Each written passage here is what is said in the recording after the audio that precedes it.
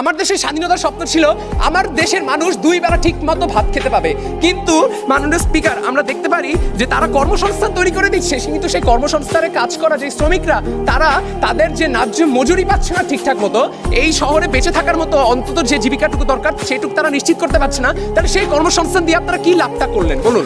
আপনারা বঙ্গবন্ধু স্যাটেলাইট উৎক্ষেপণ করছেন, এটা কিন্তু স্বাধীনতার স্বপ্ন ছিল না। স্বাধীনতার স্বপ্ন ছিল আমাদের দেশের মানুষের জনগণের মৌলিক অধিকার। আপনি আমাদের দেশের জনগণের মৌলিক অধিকার এবং স্বাধীনতার যে 4টি মূলনীতি সেগুলো বাস্তবায়ন না করে আপনি যদি বঙ্গবন্ধু স্যাটেলাইট পাঠান, এইভাবে বাংলাদেশ স্বাধীনতার স্বপ্ন কিভাবে সঠিকভাবে এগিয়ে যাচ্ছে তা আমাদের বোধগম্য হয় না। আপনি বলছেন অন্য দেশ মালদ্বীপ শ্রীলঙ্কাকে আপনারা ঋণ সুবিধা দিচ্ছেন, কিন্তু নিজের দেশের মানুষের মৌলিক চাহিদা আপনি পূরণ করতে পারছেন না। তাহলে অন্য দেশকে ঋণ সুবিধা দিয়ে আপনি নিজের দেশের মানুষকে কাঙাল করে রেখে দিচ্ছেন। তাহলে সেই ঋণ সুবিধা দেওয়ার মাধ্যমে দেশের স্বাধীনতা স্বপ্ন পূরণে কিভাবে সঠিকভাবে এগিয়ে যাচ্ছে তা আপনারা বুঝিয়ে যেতে পারেননি। মাননীয় স্পিকার, আমি যে কলেজে অধ্যয়ন করছি, আমার এলাকার রিক্সাওয়ালা মামার ছেলেটি সেই কলেজে পড়ার অধিকার কেন পায় না জানেন? কারণ এই কলেজের বেতন চালানোর মতো সামর্থ্য তার নেই। মাননীয় স্পিকার, এই জন্য আমি সেই ভাইটির সাথে কাঁধে কাঁধ মিলিয়ে একসাথে একই ক্লাসরুমে পড়তে পারি না। এই শিশুটির কান্নারত ছবি কি আমাদের চোখের সামনে পড়ে নাই? এই শিশু সাফা, যে কিনা 30শে আগস্ট 2021 সালে প্রেস ক্লাবে তার বাবার কথা স্মরণ করতে গিয়ে কান্নায় ভেঙে পড়ে এবং বলে, I was in the Om when my father was taken away. অর্থাৎ একটি শিশু যখন মাতৃগর্ভে থাকে তখন তার বাবা গুম হয়ে যায়, সেই গুমের কোনো তথ্য সরকারের কাছে নাই। একটি শিশু জন্মের পর তার বাবার অধিকার চেহারা দেখার অধিকার হারিয়ে ফেলে। সেই দেশ কিভাবে স্বাধীনতার স্বপ্ন পূরণে সঠিকভাবে এগিয়ে যাচ্ছে তা আমাদের বোধগম্য হচ্ছে না। আপনারা বললেন টিকা শতভাগ দেওয়া হয়েছে। মাননীয় স্পিকার, আজকেও আমরা দেখতে পারি যে শিক্ষা প্রতিষ্ঠান সহ অন্যান্য জায়গায় অনেকে ক্লাস করতে পারছে না, যারা কিনা 2 ডোজ টিকা নিতে পারেননি। তারা তাহলে কিভাবে বললো যে 100% টিকা দেওয়া হয়েছে? তারা টিকার কথা যদি বলে, তাহলে আমরা তো টিকার ক্ষেত্রে, স্বাস্থ্য ক্ষেত্রে, দুর্নীতির ক্ষেত্রে আমরা দেখেছি জিকে শামীম থেকে শুরু করে ডক্টর সাবরিনা ইসলামের টিকা কেলেঙ্কারির ব্যাপারগুলো, সেগুলো তারা একদম এড়িয়েই গেলেন। তারা বারবার অবকাঠামোগত উন্নয়নের কথা বলছেন। মাননীয় স্পিকার, অবকাঠামোগত উন্নয়ন কখনো আমাদের দেশের স্বাধীনতার স্বপ্ন ছিল না। মাননীয় স্পিকার, স্বাধীনতার বয়স এখন 50 বছর 1 মাস 21 দিন। এই পর্যায়ে এসে আমার বিতর্ক করা লাগছে বাংলাদেশ স্বাধীনতা স্বপ্ন পূরণে সঠিকভাবে এগিয়ে যাচ্ছে কিনা। অর্ধেক খালি গ্লাসটি তাদের চোখে পড়ছে না, চোখে পড়ছে শুধু অর্ধেক ভরা গ্লাসটি।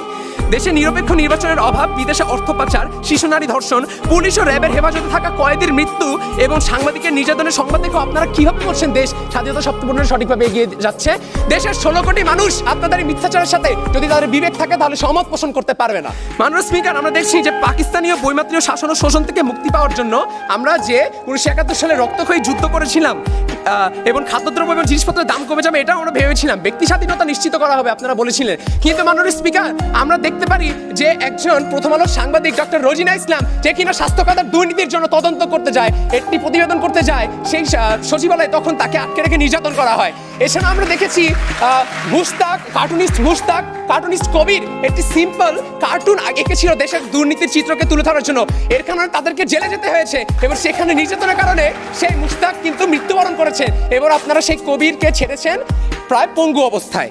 মাননীয় স্পিকার, ওনারা সমাজতন্ত্র নিয়ে কিছু বলেনি, যা কিনা আমাদের স্বাধীনতা শব্দের অন্যতম একটা অংশ ছিল, যেখানে বলা হয়েছিল ধনী গরিবের বৈষম্য থাকবে না, কিন্তু রাষ্ট্রায়ত্ত সম্পদকে কিছু সুবিধাবাদীদের হাতে অর্পণ করে আপনারা ধনী দরিদ্রের বৈষম্য অনেক বেশি পরিমাণে বাড়িয়েছেন। মাননীয় স্পিকার, আমি যে কলেজে অধ্যয়ন করছি, আমার এলাকার রিক্সাওয়ালা মামার ছেলেটি সেই কলেজে পড়ার অধিকার কেন পায় না জানেন? কারণ এই কলেজের বেতন চালানোর মতো সামর্থ্য তার নেই। মাননীয় স্পিকার, এই জন্য আমি সেই ভাইটির সাথে কাঁধে কাঁধ মিলিয়ে একসাথে একই ক্লাসরুমে পড়তে পারি না। এছাড়া আপনারা চিকিৎসা ক্ষেত্রে উন্নতির কথা বলছেন। এই দেশে যদি চিকিৎসা ক্ষেত্রে এতই উন্নয়ন হয়ে থাকে, তাহলে কেন মানুষ, এমনকি আপনার দলের সরকারি নেতারা পর্যন্ত কোনো অপারেশন থেকে শুরু করে স্বাস্থ্যসেবা করতে কেন বিদেশে চলে যান? বিদেশে তো চলে যানই, এমনকি বিদেশে চলে যায় সেই কোটি সংখ্যক মানুষ, আর বাকি যে মানুষগুলো যাদের কিনা জটিল চিকিৎসার প্রয়োজন, সেগুলো তারা বিদেশে গিয়ে করাতে পারে না, কারণ তাদের সেই সামর্থ্য আপনারা রাখেন নাই। মাননীয় স্পিকার, আমরা দেখি বিজ ডাটা ইনসাইটের একটি ডেইলি স্টারের প্রতিবেদন অনুসারে 1992 সালে ধনী দরিদ্রের বৈষম্যের হার ছিল 0.388, যা কিনা 2016 সালে এসে দাঁড়িয়েছে 0.482। আপনারা দেখাচ্ছেন যে দেশের এখন নাকি মাথাপিছু আয় 2227 মার্কিন ডলার, বাংলাদেশি টাকায় যা দাঁড়ায় 1,88,873 টাকা। কিন্তু মাননীয় স্পিকার, আমি একটি দেশের জনগণ হিসেবে আমার তো মাথাপিছু আয় 73 টাকাই দাঁড়ায় না, তাহলে আমার 1,88,000 টাকা গেল কই? জলে ভেসে গেল নাকি? আপনারা ব্যক্তিগত আক্রোশের জন্য স্বাধীনতা স্বপ্নকে সম্পূর্ণভাবে হেয় করছেন। ওনারা অসাম্প্রদায়িকতার কথা বলে গেলেন, ধর্মীয় দাঙ্গার কোনো বিচার আপনারা আজ পর্যন্ত দিতে পারেন নাই। মামুতে সাম্প্রদায়িক হামলা হয় 2012-তে, যেখানে কিনা 12টা প্যাগোডা এবং 50টি বাড়িঘর পুরানো হয়। মাননীয় স্পিকার সে হামলাকারীদের চিহ্নিত করা হয়। তদন্ত বা কিছুটা অগ্রগতি হলেও তার কোনো রায় আপনারা আজ পর্যন্ত এই 10 বছর পরেও আপনারা দিয়ে যেতে পারেন নাই। এগুলোকে আপনারা কি বলবেন, বিচ্ছিন্ন ঘটনা?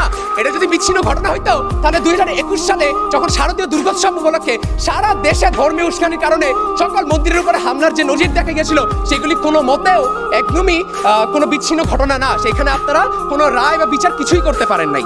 আপনারা এই ক্ষেত্রে নজরদারি আনেন নাই। আপনারা ডিএসএ অ্যাক্ট তৈরি করেছেন দেশের সাংবাদিকদেরকে অপ্রেসড করার জন্য।